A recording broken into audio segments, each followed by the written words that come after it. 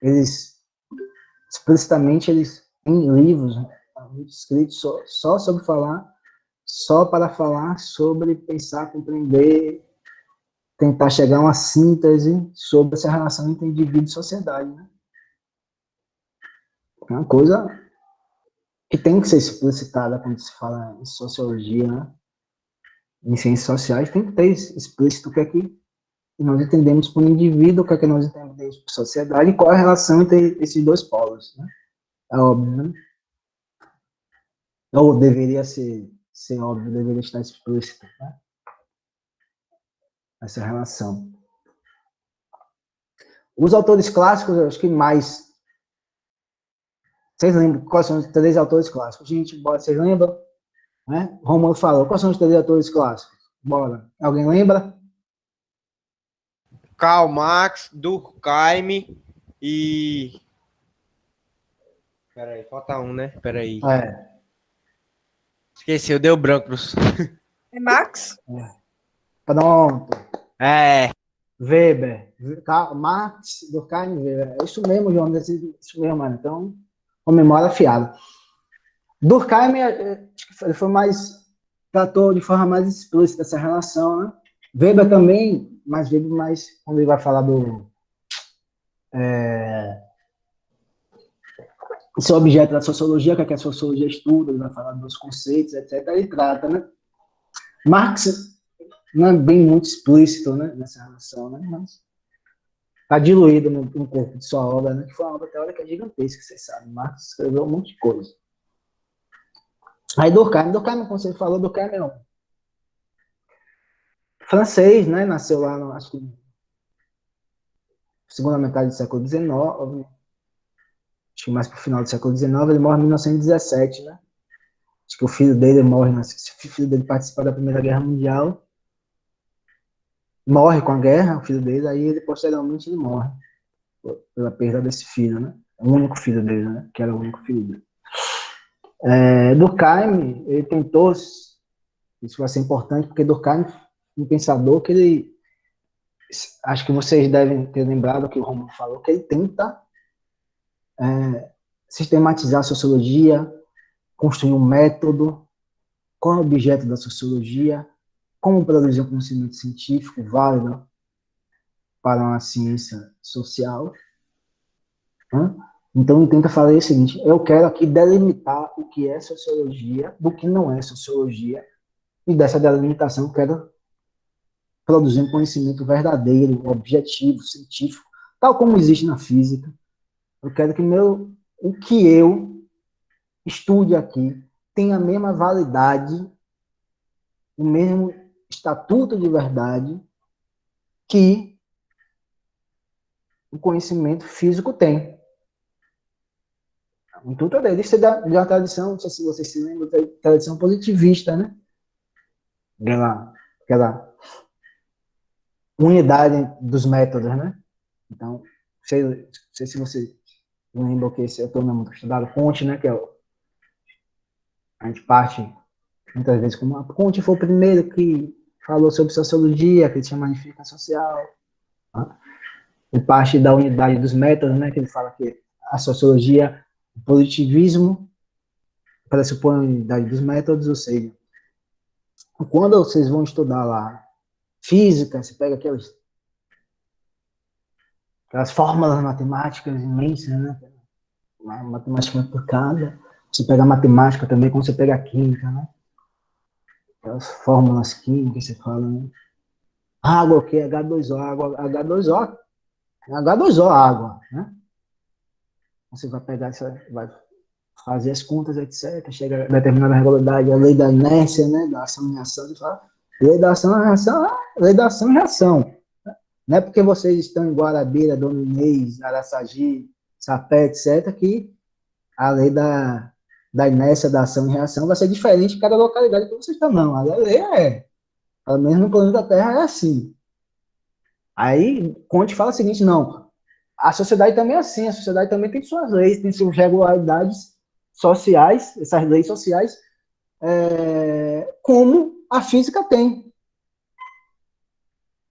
É perfeitamente possível estudar de forma científica a vida em sociedade. Isso é Comte. Aí Durkheim tem uma forte influência de Comte, né? Principalmente nessa unidade entre os métodos, né? Essa possibilidade de produzir um conhecimento tão objetivo e verdadeiro quanto nas ciências naturais. Né? Sim, aí você pode estar perguntando, sim, é possível. Mas você tem uma dificuldade muito grande, gente. Qual é a dificuldade muito grande? Jonatas, me ajuda aí. Qual é a sua dificuldade? Mariana, José. Um biólogo, um físico, um químico, vamos dar um exemplo do que está acontecendo, que a gente está vivenciando. O cara é virologista, o cara estuda vírus. Ele está lá no laboratório dele, estudando o vírus, a estrutura do vírus, DNA, RNA, etc, aquilo que você estuda em biologia. Mas ele consegue o quê, Jonathan? Fábio? Ele consegue separar o vírus de uma determinada, por exemplo, o vírus estava numa determinada superfície, o vírus estava no corpo de determinado animal, ele consegue retirar o vírus, olha para isso, ele consegue retirar o vírus dali, separar o vírus e estudar o vírus em um laboratório, gente, não é? Há a separação, o pesquisador, no caso o virologista, ele está aqui, né? O vírus está ali, ó, o vírus está aqui, ele está aqui, todos os dados de roupa, mas ele está manipulando o vírus para descobrir como é que ele funciona, como é que ele age, como é a estrutura dele, o DNA, o RNA, como ele se reproduz, como ele se replica, melhor dizendo, né? Quais são as mutações, quais são a regularidade dessas mutações, e ele está ali manipulando o vírus, né? Através da mediação dos descimentos, etc. Mas isso não vai. Ele pode fazer esse distanciamento. É permitido a ele fazer esse distanciamento pelo simples motivo que pesquisador, o médico, o virologista, etc, é um ser vivo. O vírus é outro ser vivo, passivo de ser isolado. Mas e a vida da sociedade?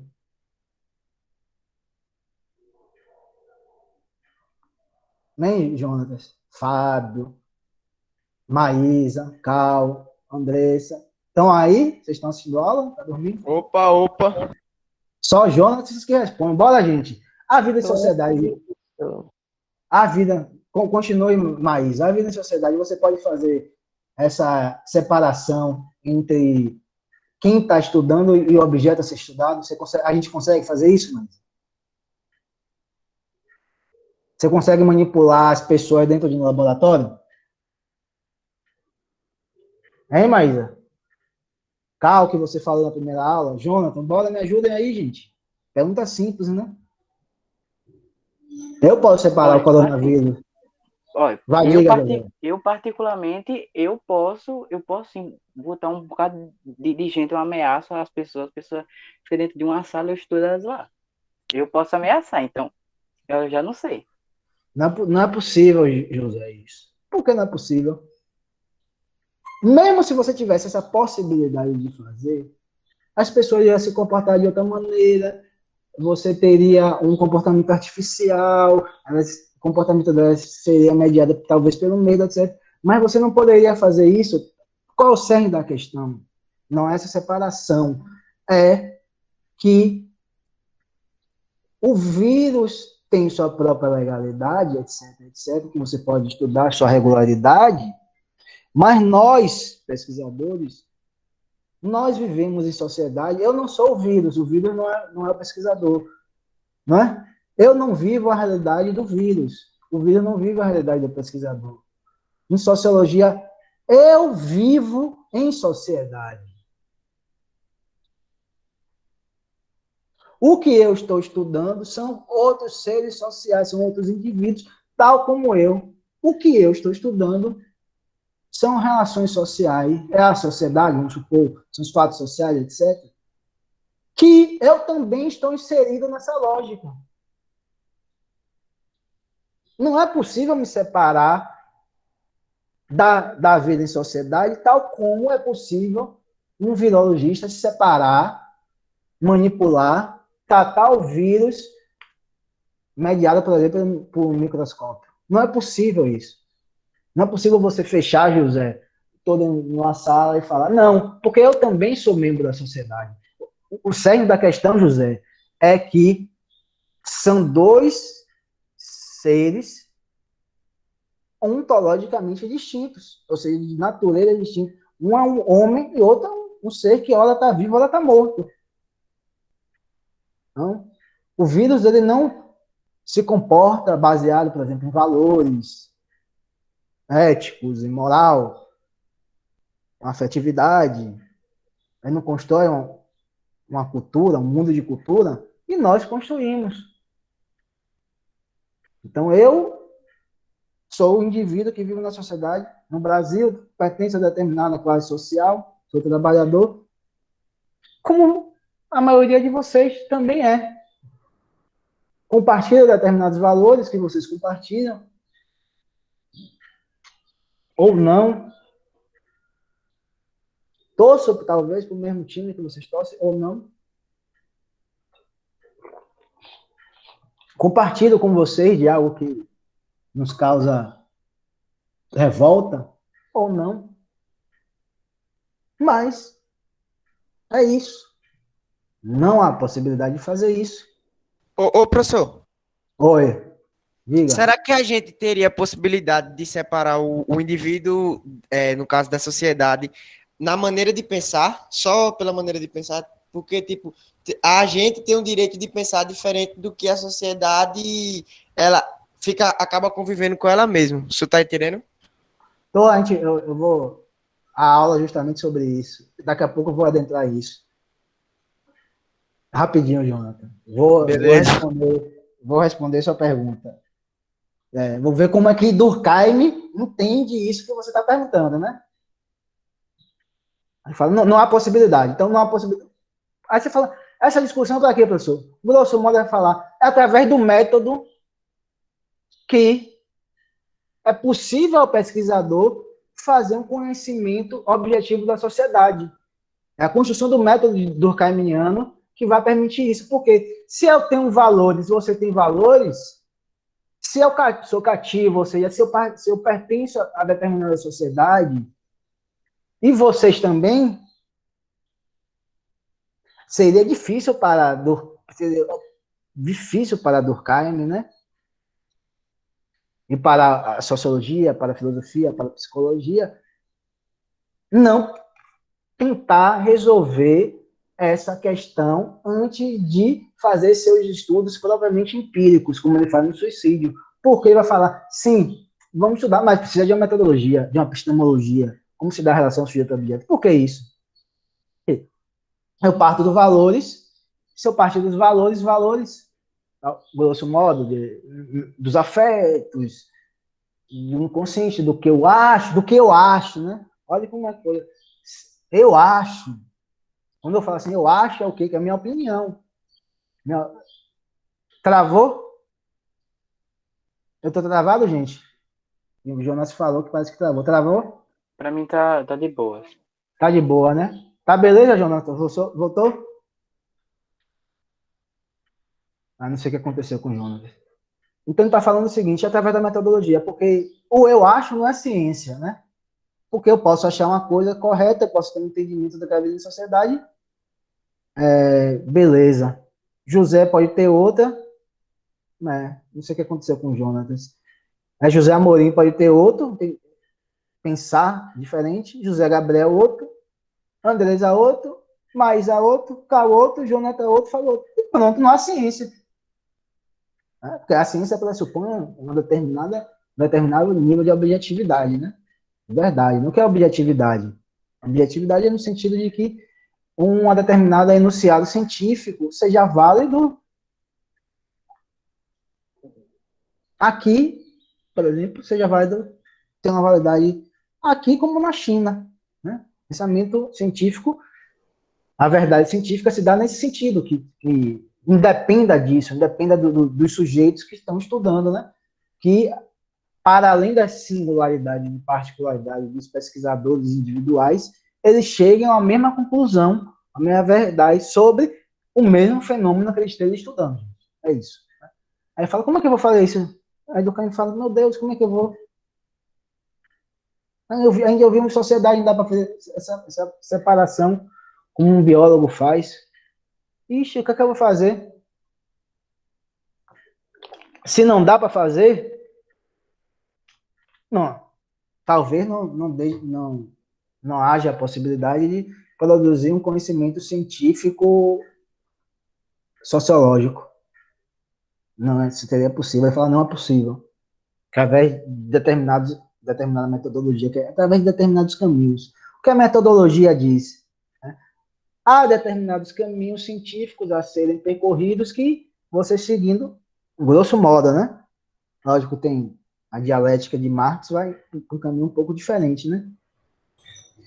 Mas o entendimento da metodologia dentro da modernidade é isso, determinados caminhos, né, que você segue para que, ao final daquele caminho que você segue, você tenha um conhecimento considerado válido cientificamente. Isso é metodologia. Aí Durkheim vai falar, né? Qual a metodologia, qual o objeto? Ele vai falar, fato social. Né? Aí a metodologia ele vai estar falando, né? Deve-se tratar os fatos sociais como coisas. Não sei se você se lembra. Como coisas. Deve-se afastar as pré-noções. Né? O que ele está falando? Deve-se tratar como coisas, tal como o virologista trata o vírus como coisa. Ou seja, com a realidade exterior a ele. Né? E essa realidade exterior a ele opera de determinada maneira que independe do que ele acredita ser. Ou seja, o pesquisador, o virologista, não vai falar, olha, eu acredito que esse coronavírus aí, ele não afeta o cérebro. É impossível de afetar o cérebro. Esse coronavírus é impossível afetar outro órgão que não seja o pulmão. Não é possível. Não, o cara não vai nesse sentido. O cara vai estudando esse processo. Ele fala, não, eu não sei nada sobre esse novo coronavírus. Eu vou estudar ele como algo exterior mesmo, não sei, com sua lógica, com seu movimento. Tem que estudar ele nesse sentido. Né? E com prenoções também. A prenoção está muito ligada a tratar com coisa e falar assim, eu tenho preconceito sobre isso. O que é isso? A segundo do meu valor, segundo que eu acredito que seja certo ou errado, aquilo assim. Não. O cientista deveria se afastar de tudo isso. Né? Afasta tudo isso para produzir conhecimento científico.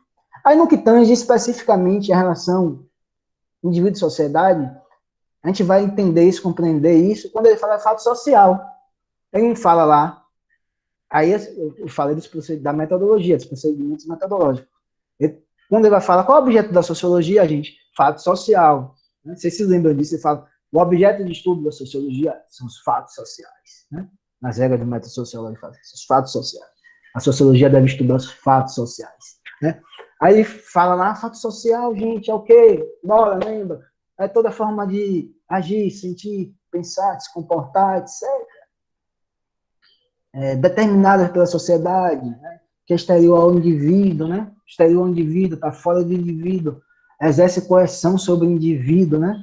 Ou seja, impõe, a sociedade impõe determinadas formas de agir ao indivíduo, e é geral, porque uma determinada estrutura social, a maioria das pessoas se comporta daquela determinada maneira, ou seja, a maioria das pessoas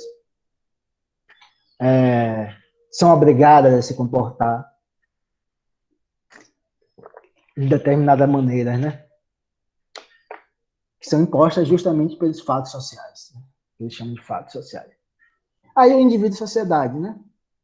Vocês conseguiram enxergar ainda, não enxergaram?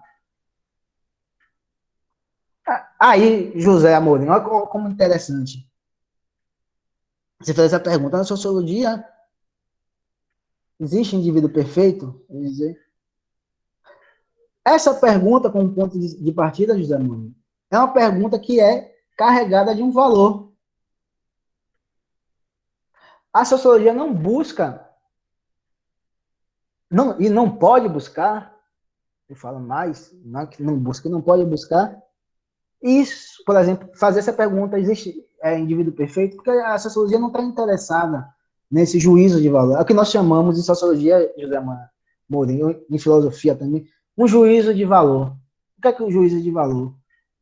É um determinado julgamento moral que nós fazemos, se é perfeito, sem perfeito. Não tem como saber. Né? Porque isso é um juízo de valor. É o que você pode achar o que é bom, outra pessoa pode achar o que é ruim. Mas o que a sociologia, por exemplo, a pergunta que a sociologia poderia fazer é o quê? O que é o indivíduo?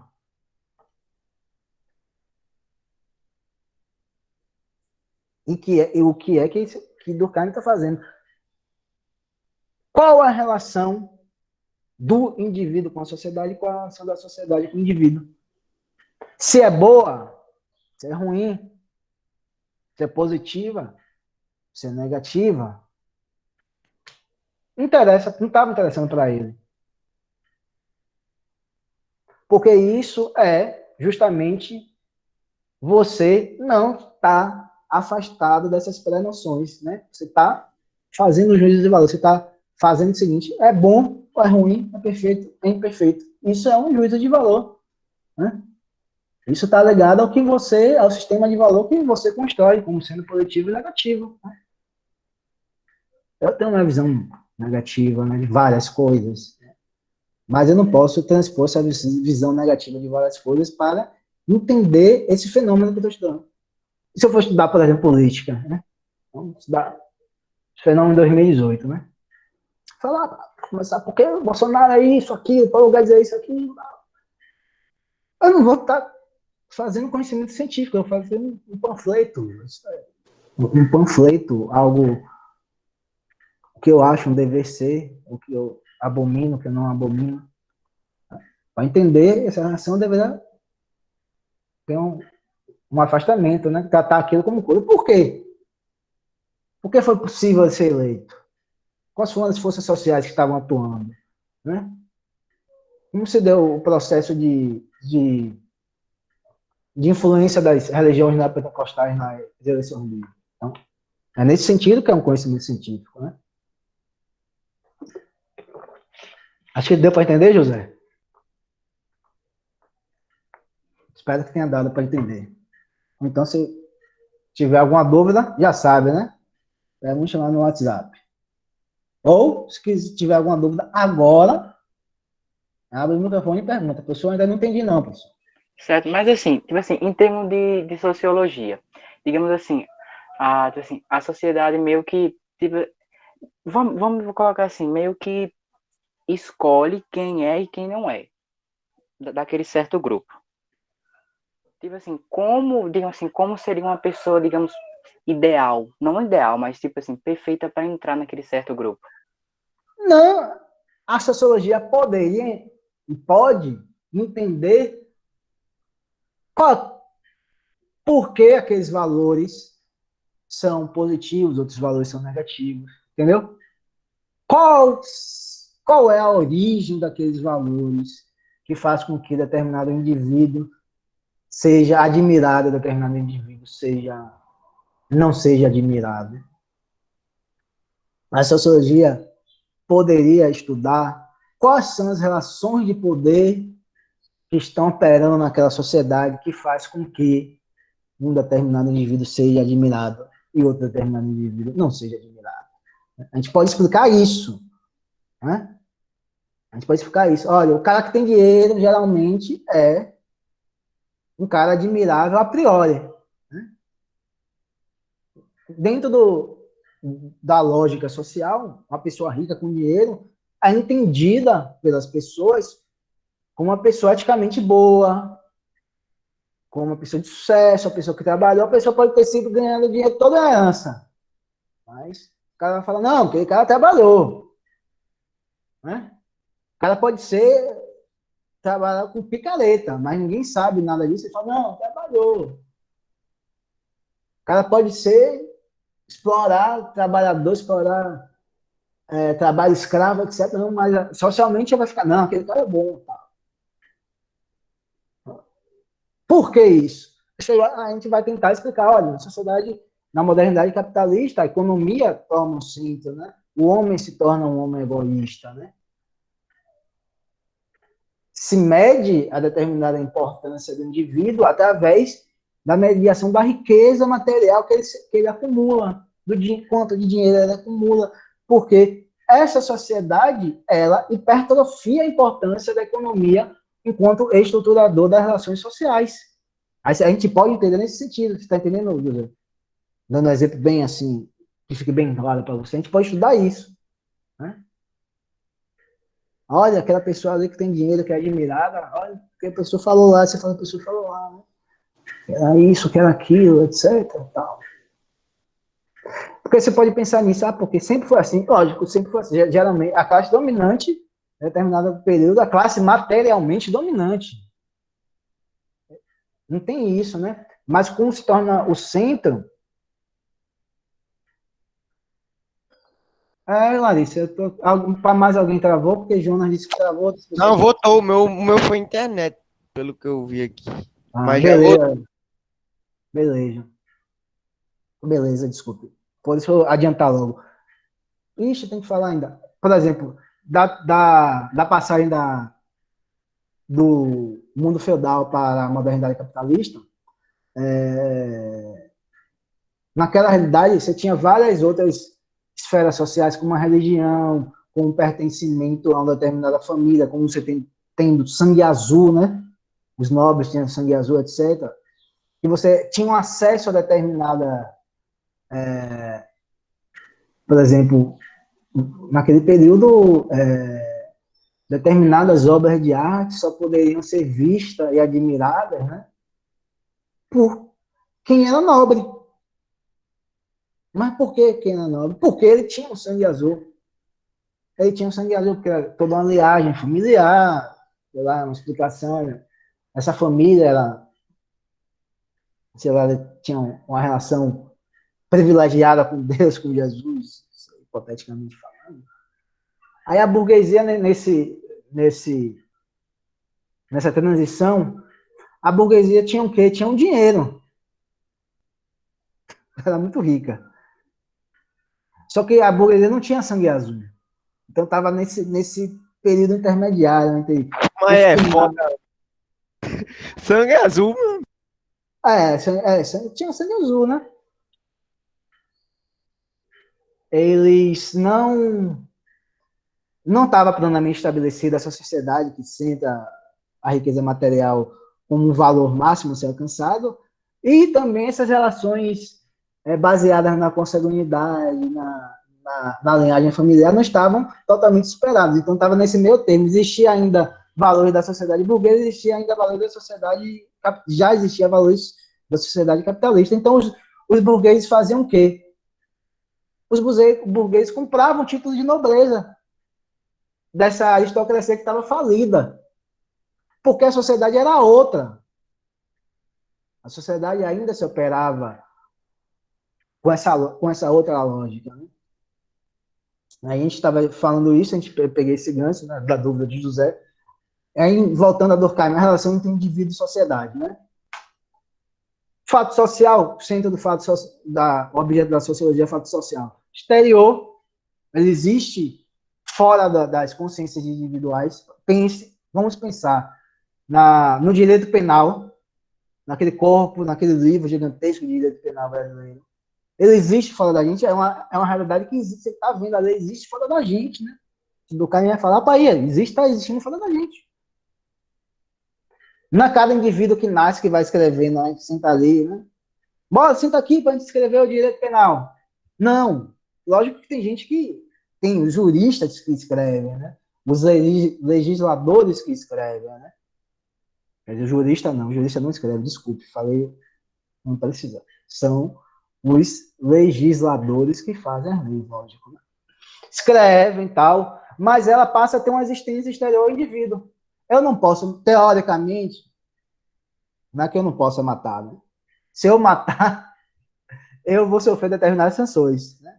Determinadas sanções que estão expressas no direito penal.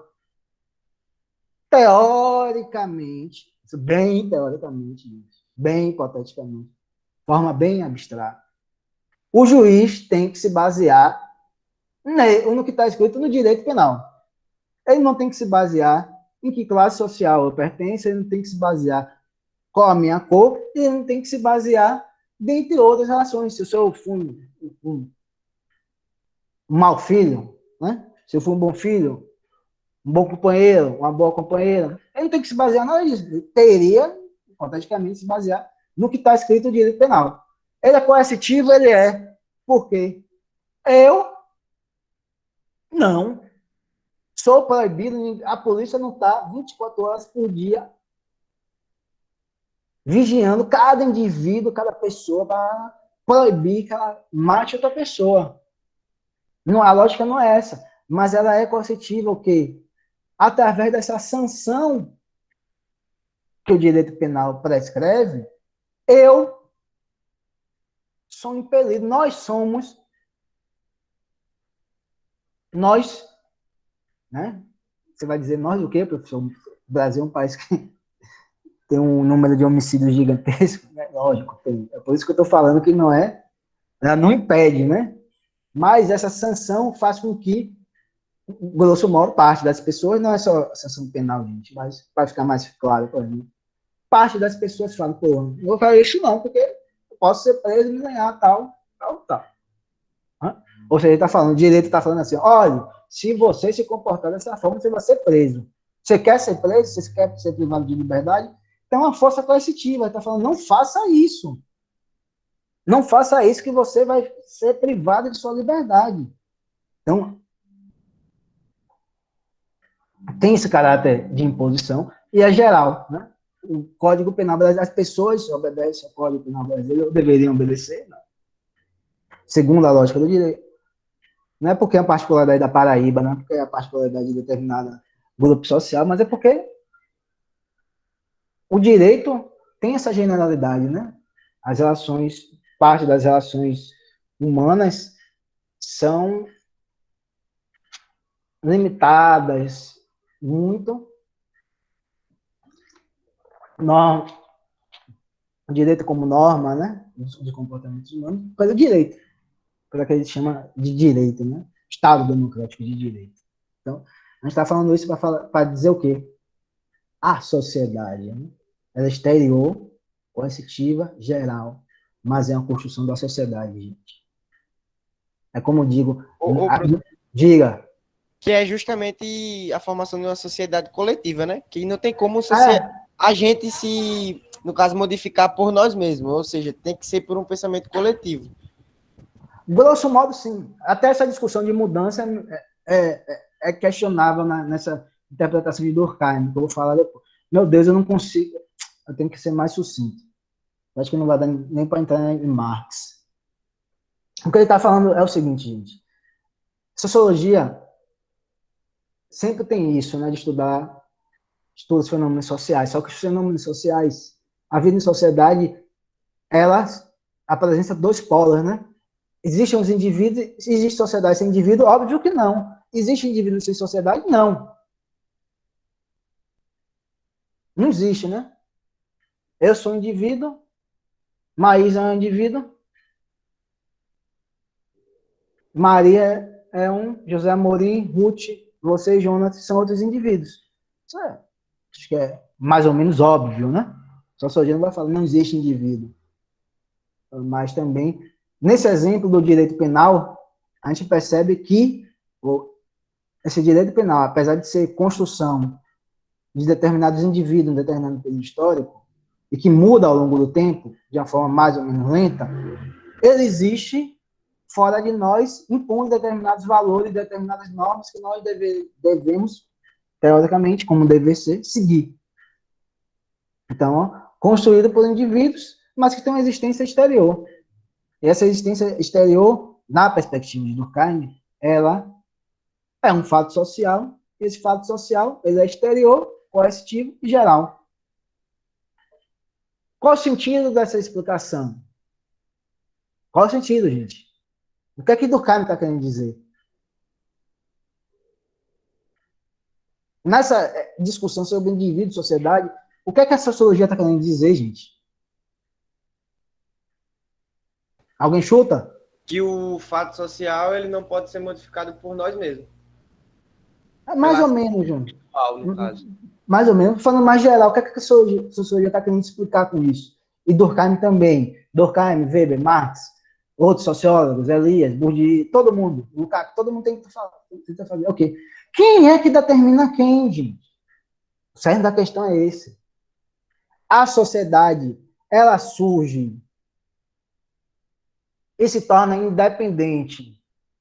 Uma força exterior tão poderosa que determina os comportamentos individuais de nós, ou pelo contrário, os indivíduos têm uma determinada liberdade, através do uso da razão, da racionalidade, através dessas interações entre os indivíduos, de produzir uma vida em sociedade no qual quase que não existem estruturas sociais, ou não existem estruturas sociais, tal como Durkheim fala. Por exemplo, a economia parte desse princípio, a economia parte do indivíduo isolado, indivíduo isolado com determinadas características inerentes, com determinados valores, etc., valores, comportamento ético, egoísta, racional, de uma forma isolada, que ele chama atomizada.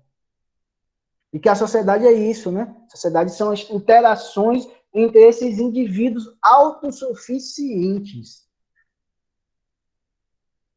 Durkheim vai falar, não, gente, se Durkheim fosse discutir, ao pegasse algum escrito sobre a ciência econômica, né, vai falar, não, gente, lógico que a ciência econômica também tem uma variedade muito grande, mas o grosso modo, a ciência, o que se chama de ortodoxia, né, talvez, né, os neoliberais mais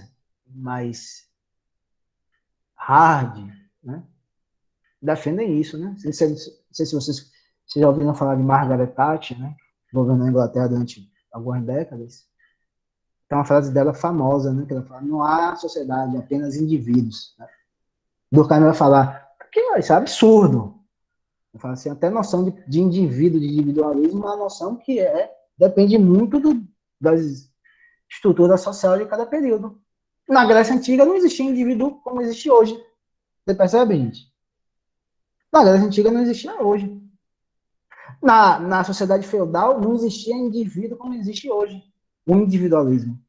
Por exemplo, determinado nobre, era fulano de tal, da casa de Bordeaux, da casa de, sei lá, casa de fulano, casa de cicrano, da casa Orleans de Bragança, da casa isso. O seu destino individual estava estritamente ligado ao pertencimento dele a uma determinada família. Olha como a relação entre indivíduo e sociedade carrega essa historicidade. Naquele período, o desenvolvimento do indivíduo era muito, muito menor, porque ele estava estritamente vinculado à própria sociedade onde ele estava inserido. Diga, João. Vai depender da época, né? Vai Depende da época. Essa consideração, assim, o modo de pensar, essas coisas tudinho, Lógico. vai influenciar por época. Fortemente influenciado. Por exemplo, você, Jonathan, eu não quero saber, talvez ninguém queira saber qual é a sua filiação familiar, né? Você é filho de quem? Ele vai saber se você for trabalhar, o patrão vai querer saber se você é competente ou não no que você está fazendo, independentemente de quem você é. Mas você pode falar, mas professor, pode ter aquele QI que indique, né? Mas se você for incompetente, você não vai ficar. Já naquelas outras sociedades, não.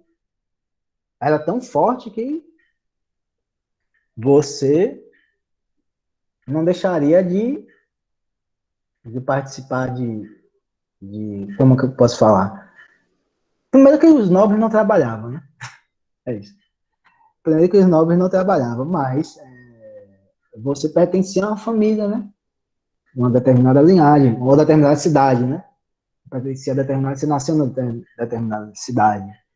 E sua identidade, quando eu falo o que você estava muito vinculada à própria cidade, à própria família, etc. Essas realidades essas instituições sociais, né? realidades que não são meramente individuais. Não sei se você lembra de Sócrates, né? Sócrates, o filósofo, foi preso, foi condenado à morte, né?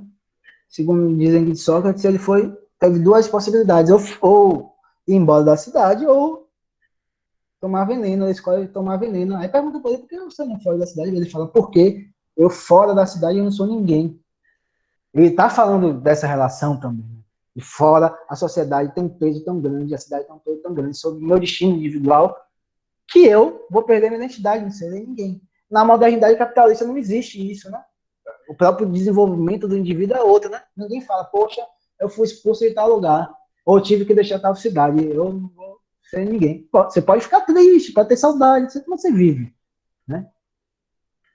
A gente vive. Então, Durkheim está falando isso. O que é que determina quem? Ele fala o modo de agir, de pensar, etc. Né? Fato social, fala modo de agir e pensar, que é exterior, geral e é coercitivo. Tá. Então, ele está falando o quê? Simplesmente que meu comportamento individual, o seu comportamento individual, Maísa, Fábio, José Amorim, boa parte do comportamento individual nosso, ele é explicado por quê? Pelos fatos sociais. A sociologia não explica a realidade social a partir do comportamento individual, tal como, por exemplo, a ciência econômica faz. Isso na perspectiva de Durkheim, sempre falando na perspectiva de Durkheim. Então, quando eu tive essa discussão na aula anterior, mas já está terminando, eu tenho que falar, vou ter que terminar, Weber e Marx vai ficar para outra aula. Quando vocês estão namorando, começou um namoro, aquela paixão, etc, etc, aí um dos membros do casal fala assim, ô, meu amor, eu quero lhe apresentar a minha família. Vai ter um almoço, tal, almoço formal. Tal. Aí vocês vão para esse almoço, tal, um jantar formal, blá, blá, blá. No meio desse almoço, não sei se você comeu alguma coisa, etc, você solta aquele arroto sem querer, no meio do seu sogro, de sua sogra, seu cunhado, da avó, do companheiro, da companheira, do cachorro, do gato. Tal. Você solta aquele arroto. Aí todo mundo olha assim para você. Você fala assim, lógico. Você vai querer sair correndo ou botar a cabeça no chão, dentro da terra, de tanta vergonha que você vai passar. Hã? O esperado desse comportamento não é esse? Aí vocês se perguntem, por que esse comportamento esperado e essa censura é esperada para esse tipo de comportamento? Porque se eu arrotar, eu vou ser, não vou ser chamado a atenção, não vou ser preso, ninguém vai me condenar, ninguém vai me julgar. Mas o olhar de reprovação, talvez o balançar da cabeça de negação, vai me causar um constrangimento muito grande, eu vou ficar envergonhado. Teoricamente, as pessoas vão ficarem envergonhadas. Ou você está no jantar, primeiro conhecimento da família da outra pessoa, etc, etc. E as pessoas talvez lá, tudo arrumado, todo mundo vestindo com a melhor roupa, que você fala assim, não, vai ser um namoro sério, aí você comete esse erro. Porque as pessoas, mesmo não estando escrito no Código Penal, como a proibição, como o que pode acontecer se você matar outra pessoa, existe lá no Código Penal. Como mesmo não tem escrito em lugar nenhum, não está escrito em lugar nenhum, mas mesmo assim, você vai se sentir constrangido, você vai se sentir com vergonha. E outras pessoas vão pensar, poxa, esse cara é malucado, talvez não sirva para você não. Minha filha, talvez não sirva para você não, meu filho. Por quê? Porque é um fato social tal como as leis do direito. Isso, de se achar feio o arroto em determinadas situações, é o peso da sociedade em determinado momento histórico, determinada estrutura social, determinado país, determinada culturalmente, nossa tradição cultural. nos diz que esse tipo de comportamento não pode ocorrer. Pelo menos nessas condições. Não pode ocorrer. E se ocorrer, a pessoa vai sofrer alguma determinada sanção. Aí você fala, professor, isso não é sanção. Na sanção, se você der um arroto em qualquer lugar, público, nem olhar feio, balançar a cabeça, você fica com vergonha. Não tem. Não tem todo. A maioria das pessoas, sei lá, 99,9%, outras pessoas falam, sei lá. Não, mas o esperado, o comportamento esperado, por que o comportamento esperado? Porque é um comportamento socialmente construído. Ou seja, esse peso da sociedade, a sociedade está falando. É como se a sociedade, isso que eles chamam de sociedade, essa realidade surgindo, estivesse falando, olha fulano, olha Jonatas, você não pode arrotar. Isso é feio. Não é o sogro, não é a sogra individual, não são os cunhados, não é a cunhada, não é o avô, não é o papagaio, não é o cachorro. É a sociedade que está falando através desses indivíduos. Mas não é vontade individual. Né? Não é o sogro, a sogra que acorda e fala assim, hoje nós vamos fazer um jantar e você se comportar dessa forma, eu não quero você mais com meu filho ou com minha filha. Não, é porque é socialmente aceito. Ou socialmente aceito o quê? Desculpa. É socialmente determinado, coercitivo, você tem que se comportar daquela forma. Jonathan, Fábio, Rilávia, né? Andresa, Maísa, Cal, João, todo mundo. Se vocês tiverem nessa determinada situação, independentemente do nome particular do sogro, da sogra, do papagaio, do cachorro, do cunhado, da colher, sempre vão ser reprovados do mesmo jeito. Aí você vai se perguntar, poxa, se, independentemente das pessoas singulares que reprovam esse tipo de comportamento, então não. O que você vai pensar é o quê? Que Durkheim pensou por quê? E que Taleb falou, então, não parte do indivíduo. Não está partindo do indivíduo singular. Não está partindo do indivíduo singular. É algo que transcende o indivíduo. E que realidade é essa que transcende o indivíduo? A sociedade. Então, dessa relação entre indivíduo e sociedade, o que é que Durkheim está falando? O meu comportamento individual, nosso comportamento individual, é explicado pela sociedade. Ou seja, a sociedade, essa realidade macro, está explicando o nosso comportamento individual. Ou seja, essa censura hipotética que cada um de vocês poderia sofrer é a sociedade falando que é feio. Não é o inverso. Não é o indivíduo, através da subjetividade, da racionalidade do indivíduo, que eu vou explicar essa realidade. Justamente por quê? Porque vai independer dos indivíduos singulares. Para minha mãe que é mais idosa, na época de minha mãe era igualmente feio. Hoje é feio. Então ele está falando isso. É a sociedade que está falando para você. E a sanção é o quê? Esse olhar feio, gente. Esse gesto de reprovação. Né?